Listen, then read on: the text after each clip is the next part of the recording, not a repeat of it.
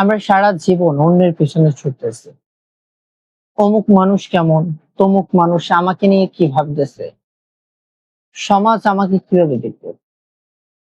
এই সব কিছুর হিসাব আমরা এত নিখুঁত ভাবে রাখি, আজ পর্যন্ত আমরা এটা জানি না আসলে আমরা কে। কখনো আয়নার সামনে দাঁড়িয়ে নিজেকে প্রশ্ন করেছে, আসলে আমি কে? আমার জীবনের উদ্দেশ্য কি? এই পৃথিবীর বাস্তব একটা সত্য, সেটা হচ্ছে আপনি যতটুকু নিজেকে চিনেন বা ভাবেন বা জানেন, তার থেকেও বেশি শক্তিশালী আপনি।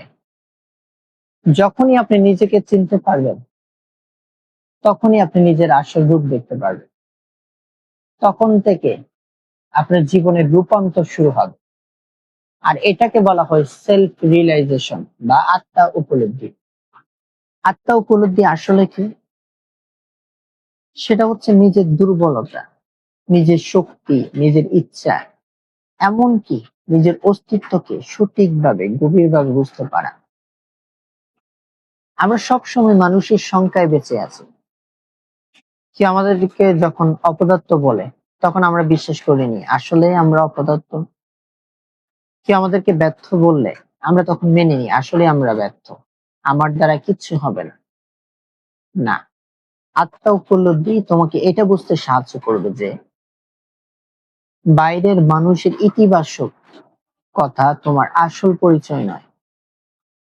তোমার আসল পরিচয় লুকিয়ে আছে তোমার ভিতরে।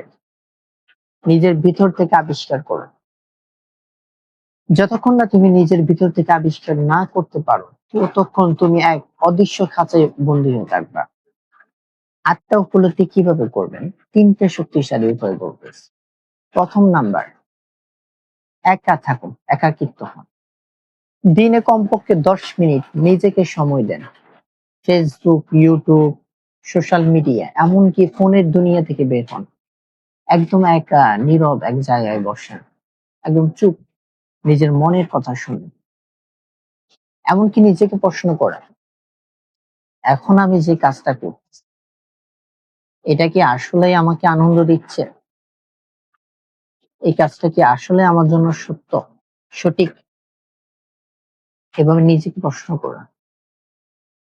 আর 2 নাম্বার টিপস হচ্ছে নিজের ইগো, অহংকার এগুলো ত্যাগ করুন।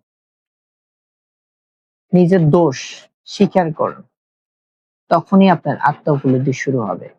যখনই আপনি আপনার দোষ স্বীকার করবেন, ওইটা থেকে শিক্ষা নেবেন, এমনকি অন্যের উপরে দোষ চাপানো বন্ধ করবেন, তখন থেকে আপনার আত্মা উপলব্ধি শুরু হবে।